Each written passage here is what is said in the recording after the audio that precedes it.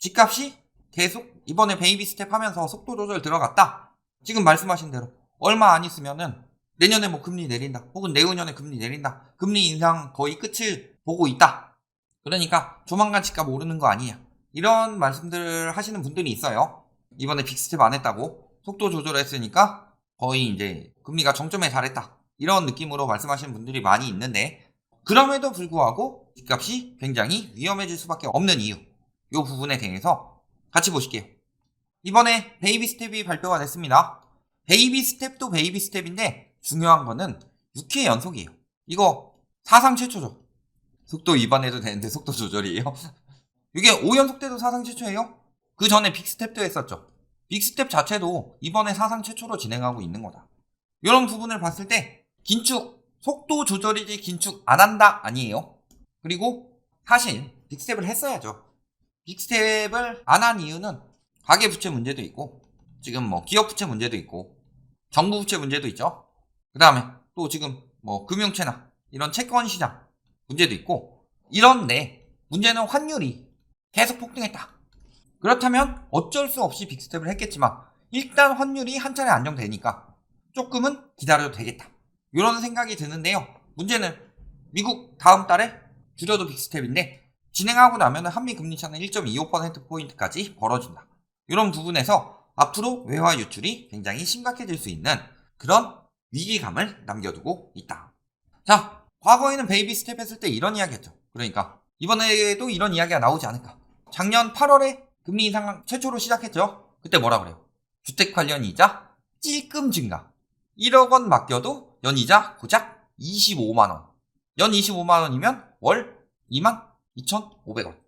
공급 확대 없이는 집값을 못 잡는다. 공급 확대 없죠? 당장 들어올 공급을 만들어낼 수는 없죠. 그 다음에 이거 올려봤자 집값 절대 안 잡힌다. 금리 오르면 집값이 떨어지는 게 아니라 과거에 올랐다. 이거는 6월 기사예요. 이런 이야기까지 계속했다. 그런데 이 당시에 많이 같이 또 부추긴 사람들이 있었죠. 어떤 사람들이 있었어요? 여기 요분 뭐라 그래요? 금리는 속도, 공급이 방향을 결정한다. 그래서 공급이 중요하다. 방향을 바꿀 수 있는 건 공급밖에 없다. 물론 여기 역시 수학 올리신 것처럼 수학하신 분들은 알아요. 속도는 뭐예요? 속력 플러스 방향이라는 거. 그래서 속도는 마이너스가 있어요. 속력은 마이너스가 없고. 그런데 요분 수학 좀 배우셨어야 됐죠. 그래서 말하고자 하는 건 속력이라는 소리였죠. 그리고 금리가 오른다는 뜻은 무슨 뜻이다? 경기가 좋다. 그렇기에 집값 오른다. 이런 말씀들 많이 하셨죠. 또 최근에 하락 말씀하시는 분, 요분 같은 경우는 뭐라 그래요? 금리는 2차형입니다. 어떤 요인? 금리가 오르면 상승을 둔화시키고 하락은 가속화시키는 요인이 되긴 하지만 금리 가지고 상승이 하락으로 바뀌진 않는다. 이런 말씀들을 하셨었죠. 지금도 그래요. 대출 총량 규제는 작년 8월에 시작해서 12월까지 하고 끝냈어요. 올해는 대출 총량 규제가 없어요. 그런데 그것 때문에 하락했다. 그게 지금까지 몰려오고 있다. 이렇게 말씀을 하시죠. 또 영끌오족 빠슝 요분 뭐라 그래요? 이거 불과 한 3개월 전에 한 얘기입니다. 금리보다 대출 한도가 더 중요하다. 금리 때문에 아파트 시장의 문제는 없었고 일부만 영향을 받을 뿐이다. 또 이분이 지존이죠. 뭐라 그래요? 금리 인상은 경기가 뜨겁다. 이분이랑 의견 같죠? 남들이 돈을 잘 번다는 뜻이고 금리 때문에 집값이 떨어진다는 그런 이야기들은 잘못된 책을 보고 잘못 배운 사람들. 아유 비난이 대단하죠. 아주 금리 때문에 집값 떨어진다는 사람들을 다들 멍청이로 만들고 있어요. 어설픈 상식이다. 이게 작년 8월에 이런 말씀을 하시면서 아주 열변을 토하시던데 제대로 빗나가고 있죠. 또 요분 40년 역사 중에 금리 인상, 바젤3, 신도시 지정 때문에 떨어진 적은 없다. 이런 걸로 떨어진다고 말하는 폭락론자들은 공부 좀 해라. 책 좀 읽고. 똑같은 이야기를 하시면서 이분은 잘못된 책을 보고 이야기를 했다고 하고 이분은 책 좀 읽으라 그래요. 결국엔 다 빗나갔죠. 지금 보면 어때요? 지금은 금리가 워낙 많이 올랐기 때문에 아까 말씀드렸죠? 0.25%포인트 오르면은 1억이 연 25만원. 월 22,500원의 이자만 붙는데도 불구하고 엄청나게 이야기가 바뀌었다. 이제는 베이비 스텝 했다고 집값 오른다는 여론이 나올 수가 없어요. 엄청 욕을 먹으니까. 한 분은 아니죠. 영끌 오족 중에 나머지 한 명은 언급할 가치가 없어서 언급을 안 하는 거고. 자, 그랬을 때 이자 부담 줄어든 건 아니다. 그렇죠. 베이비 스텝이에요. 이자 부담이 늘어나면 늘어났지 줄어들진 않는다. 그리고 반전은 어렵다. 그 다음에 그때는 0.25% 올려봤자 했는데 이제는 2년새 엄청 많이 올랐다. 80만원 늘었다. 내년은 거래 멸종이 더 심각할 것이다. 왜? 내년까지 금리가 올라가니까. 그래서 고점 지속기간, 즉 언제 금리 인하하냐. 금리 인하하면은 집값이 오를 수 있을까요? 그런데 앞으로 집값 붕괴는 더 크게 일어날 수밖에 없다. 왜? 나아진 거 있어요? 베이비 스텝이면은 50대 맞을 거 25대만 맞는 거예요. 근데 이미 엄청나게 쳐맞았어. 0.5부터 지금 3.0까지 얼마나 맞았어요? 250대 맞았는데 50대 맞을 거 25대만 때릴게 이미 다 물러 터져 있는데 그런 느낌 아니에요. 일단은 종부세 완화는 생각만큼 안 됐죠. 종부세 못 내린다. 아니 이거 종부세 내리면 안 되죠. 종부세 얼마나 되는데 8%. 이 8% 중에서요 고가 1주택자 많이 안 내요. 누가 많이 내요? 다주택자들. 다주택자들에 대해서 세금을 올릴 때 반대 여론이 있었죠. 다주택자들이 나쁜 놈들이냐? 나쁜 놈들 아니다. 시장에 임차 매물을 공급해주는 매우 좋은 역할을 하고 있다. 그렇게 이야기할 거면 전세가를 이렇게 쳐올리면 안 됐죠. 또 세입자 전가된다. 전세 쭉쭉 빠지고 있고 월세 상승폭도 둔화되고 있죠. 그러니까 요거 뭐 완화하면 안 돼요. 종부세는. 재산세 같은 경우는 뭐 전반적으로 1주택자들의 영향 받으니까 그렇다 치더라도. 그리고 공시가격도 현실가격을 왜 낮춰요? 공시가격을 낮추는 건 인정. 왜? 시세보다 공시가격이 비싸서 세금이 더 부과되면 그거는 잘못된 일이니까. 그런데 시세보다 낮게만 하면 됐지 왜 현실화율을 낮추냐. 현실화율 자체는 최대한 집값에 근접하게 세금을 걷는 건데. 자, 근데 핵심은 요게 아니죠. 문제는 뭐다? 경제가 문제다. 그래서 이거 이번 달 기사 아니에요. 저번 달 기사에서 저번 달에 빅스텝 했죠?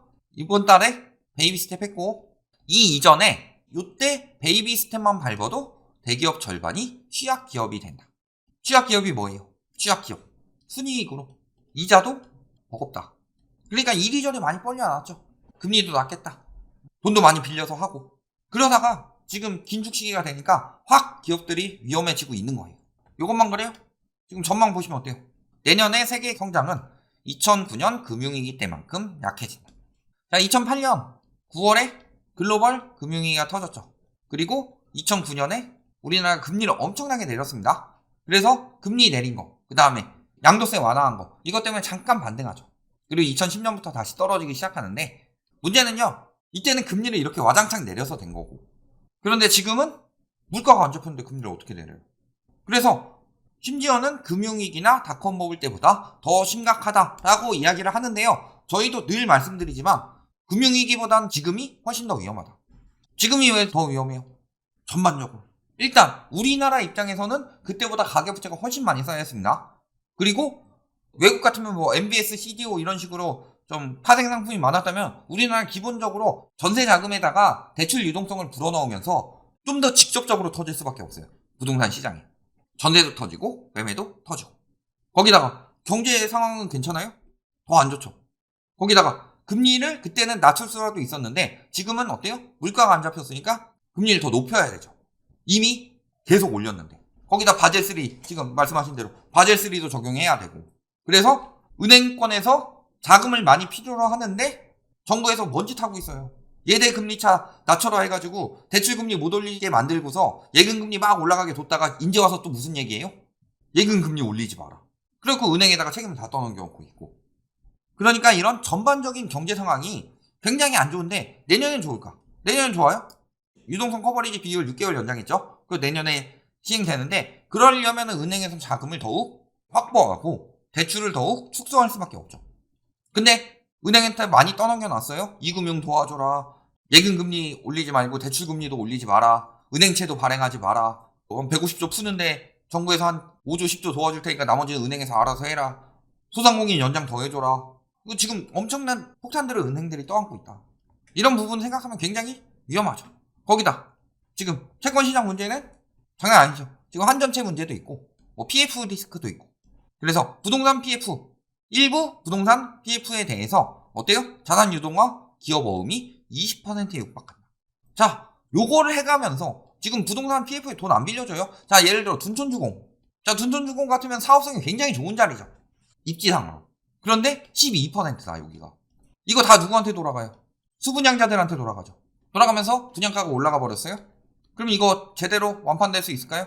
중도금 대출도 안 나오는데 84에서 지금 계속 완판 가스라이팅만 시키고 있을 뿐이지. 20% 넘어가면 누가 분양받아요? 그러면 수분양자가 안 떠안으면 누가 떠안아야 돼요? 조합? 월? 건설사인데 건설사가 하겠냐? 그럼 조합이 떠안아야 되는데 재건축 추진하겠어요? 자, 거기다 성장률, 한국은행에서 발표한 부분을 보면 성장률은 하향하는데 물가는 상회한다. 즉 스태그플레이션이라는 소리죠. 이 스태그플레이션에 대해서 저희가 굉장히 많은 말씀을 드렸었는데 핵심은 뭐다? 스태그를 먼저 잡을까요? 플레이션을 먼저 잡을까요? 당연히 플레이션을 먼저 잡아야죠. 왜? 지금 스태그플레이션은요, 경기 침체와 인플레이션이 동시에 왔다라기보다 인플레이션 때문에 경기 침체가 심각해지고 있어요. 그런데 동시에 잡으려면 보통 경기 침체는 뭘로 잡아요? 유동성 완화, 인플레이션은 유동성 긴축. 그러면은 얘가 먼저니까 유동성 긴축해서 인플레이션 다 때려 잡아놓고 이거 고착화되면은 답 없으니까 그 다음에 완화가 들어가더라도 그 다음에 들어가겠죠. 그때는 이미 경기가 많이 침체되어 있어요. 그래서 소득이 적어요. 실질 소득이 많이 줄어 있어요. 지금도 우리나라 실질 소득은 굉장히 감소하고 있죠. 그런데 어떻게 되겠어요? 집값이 올라요? 먹고 살기도 힘든데? 그러니까 성장률이 낮아져도 금리 인상을 지속할 것이다. 올해보다 내년이 더 힘든 이유는 뭐예요? 경기가 더 안 좋다. 경기가 더 안 좋으면 어떻게 돼요? 뭐 연봉도 인상 안 되고 동결될 수도 있고 어느 정도 인원 감축에 따라서 정리되실 수도 있고 자영업 하시는 분들 영업하는데 뭐 매출이 늘어나기 힘든 구조가 될 수 있고 이런 식으로 소득을 얻기는 힘들어지는데 인플레이션이 잡히지 않기 때문에 나가는 지출은 많아져요. 그리고 인플레이션을 잡기 위해서 금리를 계속 올릴 수밖에 없어요. 그러면은 어디서 돈이 나와요? 베이비 스텝은 속도를 줄인 것일 뿐이지만 어떻게 돼요? 속도를 줄이면 인플레이션이 잘 잡히겠어요? 안 잡히겠어요? 인플레이션이 이렇게 부앙 가고 있어요. 내가 이렇게 쫓아가고 있어요. 얘가 슬슬 속도 줄인다고 해서 나도 같이 줄여버리면 잡는데 더 오랜 시간 걸리겠죠. 얘가 속도를 줄일 때 나는 그대로 유지해서 쫓아가야 빨리 잡는데 그럼 여기쯤에서 잡을 거 여기쯤에서 잡죠. 그러면 금리는 그만큼 더 올라간다는 이야기예요. 길어진다는 이야기고 긴축이 내년까지 금리 인상 가고 내후년은 돼야지 금리 인하 될 수도 있어요. 그 정도로 경기가 침체되고 난 뒤에 금리 인하 해요. 그러면 어떻게 돼요? 2010년, 2011년, 막 2012년, 2013년 이때 금리 인하 하고 그랬는데 어땠어요? 인상할 때도 있었지만 집값이 막 살아나든가요? 현재 부동산 상황도 그래서 변동이 없죠. 거래량은 역대 최저. 지금 취득세 이야기하는 거는 정부에서 취득세를 걷기 위해서 뭔가 더 완화하고 부동산 시장을 활성화시킬 것이다. 자꾸 이러려고 하는 거죠. 그 다음에 내년이 더 최악. 거기다가 10억 클럽, 10억 넘어갔다는 서울 중소형 아파트들 다 떨어지고 있죠. 매매, 전세 또 최대 갱신했죠. 거래량은 최악이다. 분양시장 어때요?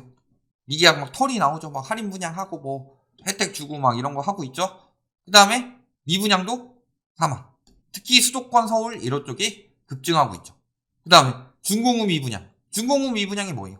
이게 악성 미분양이라고 하죠. 이 준공후 미분양이 너무 많이 생겨서 심지어는 무슨 일까지 있냐? 준공후 미분양이 안 팔리니까 전세 전환해가지고 전세 임대로 놓고서 건설사들이 버티려고 하는 거예요. 그만큼 돈이 없다. 건설사 입장에서 어때요? 빨리 다 분양해버리고 팔아치우고 끝내면 좋죠. 여긴 끝하고 다음 사업을 하든가 그래야 되는데 안 팔려요. 돈이 없으니까 어떻게든 돈을 마련해야 돼. 그러니까 뭐 하고 있는 거예요? 미분양 아파트에 전세 놓고 있어요. 그러면 전세 놓으면 어떻게 돼요? 전세 임대로? 이거는 전세 나갈 때까지 팔기 굉장히 힘들어진다는 소리죠. 거기다가 여기 집값 하락 중이기 때문에 하락폭이 커지면 회사의 손실은 계속 커져갈 수밖에 없다. 결론적으로 이야기를 해보면 지금 부동산 시장이 굉장히 최악인데 내년은 더 안 좋을 수밖에 없다.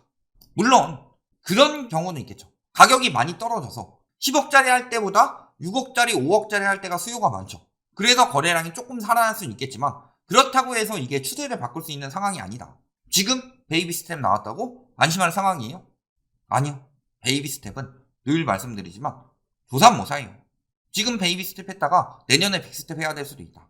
그런데 끝나간다. 이런 식으로 자꾸 여론 조성되면 안 되겠죠. 금리 인하가 되더라도 계속 지켜봐야 된다. 경기 침체가 어느 정도 괜찮아지고 거품이 빠질 때까지.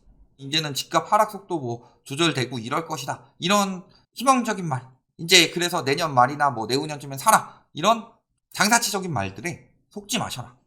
여기까지 말씀드리겠습니다.